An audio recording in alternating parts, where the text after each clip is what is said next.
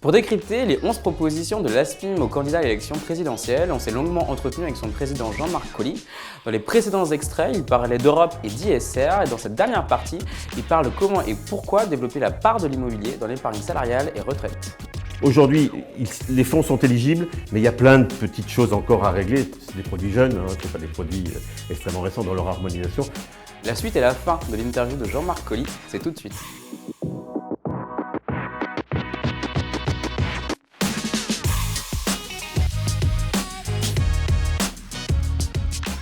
Vous avez parlé d'épargne retraite tout à l'heure. Vous souhaitez faciliter l'accès des produits d'épargne immobilière au dispositif d'épargne retraite ou salariale. Alors, deux questions, comment et pourquoi?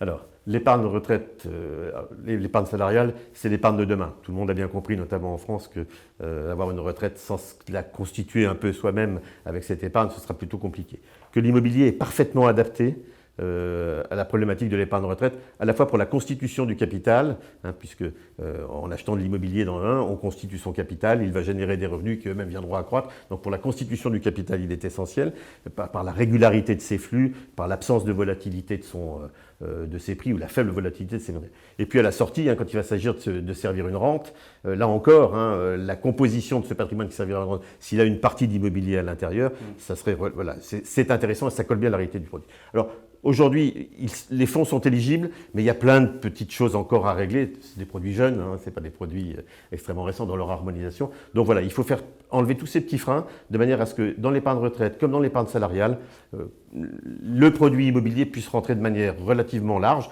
et pas hégémonique. Encore une fois, si comme dans les fonds de pension, on fait 20 à 30% de la souscription, ça me paraît raisonnable. Mais voilà, il faut faire sortir tous ces petits freins parce que c'est parfaitement adapté. Et pour l'assurance vie, c'est pareil? Est-ce qu'aujourd'hui, vous estimez qu'il n'y a pas assez d'immobilier dans les assurances vie? Alors dans l'assurance vie, le produit est déjà plus ancien, et il y a pas mal déjà d'immobilier dans l'assurance vie. Les unités de compte immobilier représentent à peu près 44 milliards d'euros dans les contrats d'assurance vie. C'est 10% des unités de compte. On n'est pas aux 20% des fonds de pension, mais déjà 10%. Juste un point, c'était 8% en 2019 et 1% en 2010, donc on voit que la progression est assez forte. Et nous on le ressent à la fois par les produits nouveaux qui se créent, qui sont destinés à l'assurance vie, par ceux anciens qui sont toujours intégrés. Donc ça prend de la place dans l'assurance vie, et ça devrait en prendre là encore dans les nouveaux produits épargne retraite et épargne salariale, parce que c'est utile. Et ça nous permettrait ensuite, parce que ces capitaux collectés sont relativement importants, d'augmenter la fonction sociétale de nos fonds, puisqu'avec ça, on peut réinvestir dans le logement et dans tout. Donc il y a bien un lien entre la collecte de l'épargne et la fonction sociétale des véhicules. C'est ça ce qu'on veut essayer de faire. Pour faciliter la distribution des fonds immobiliers, vous proposez de pousser, d'accélérer la digitalisation des opérations. Alors ça, il y a déjà beaucoup de fintech qui proposent des souscriptions à des produits de pierre-papier de manière totalement digitalisée. Est-ce que ce n'est pas une discussion à avoir avec vos adhérents plutôt qu'avec les pouvoirs publics finalement? Oui et non, parce qu'il y a plein de petits freins.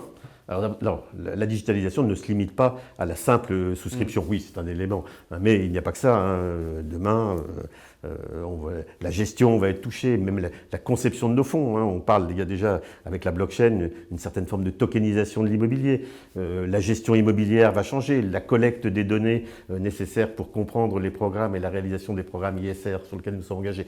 Tout ça, c'est une forme de digitalisation. La collecte des capitaux par le biais d'Internet, c'est une forme de digitalisation. Nous ne sommes qu'au début et, comme vous le dites, les startups ont presque plus d'idées et vont plus vite que nous. Donc, on court un peu après la technique ou cette digitalisation de nos activités, qui ne sont pas donc seulement celles de la souscription. Et là, il faut qu'on arrive à suivre tout en conservant l'encadrement de ce qui est fait pour cette distribution, pour que n'importe qui ne puisse pas distribuer n'importe quoi et qu'on ait après des problèmes par la suite. Donc oui, il faut qu'on ait des petites modifications qui vont nous permettre de digitaliser nos activités, et pas seulement la souscription. Et puis, il faut quand même avoir un œil sur l'encadrement de ce que l'on fait.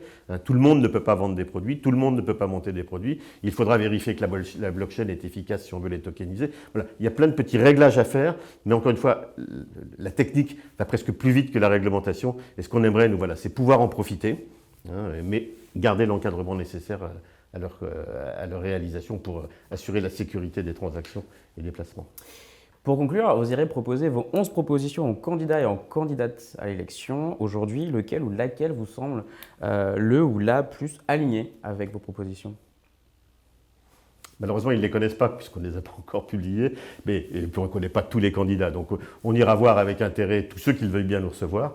hein, pour Mais là, essayer- aujourd'hui, vous avez peut-être déjà une idée du Non. courant dans lequel. Non, mais c'est assez large, hein. Enfin, je le disais en introduction, on a utilisé dans la phase de réflexion sur ces propositions, voilà, une série de personnes qui travaillent dans des think tanks de nature différente, voilà, qui nous ont donné une couleur, voilà. Mais des choses comme le logement, c'est par exemple une thématique qui intéresse à peu près tous les candidats. D'ailleurs, ils ne peuvent pas, les autres sont parfois un peu plus particulières. Donc, on sent qu'on a de l'écho. Hein, quel que soit le groupe. Maintenant, il faudra qu'ils constituent leurs équipes, qu'on discute avec eux, qu'on leur présente notre projet et on verra comment ça se passera. Très bien. Merci Jean-Marc Colly. Merci. Et vous pouvez retrouver les 2 autres parties de l'interview de Jean-Marc Colly sur notre site internet. It's out.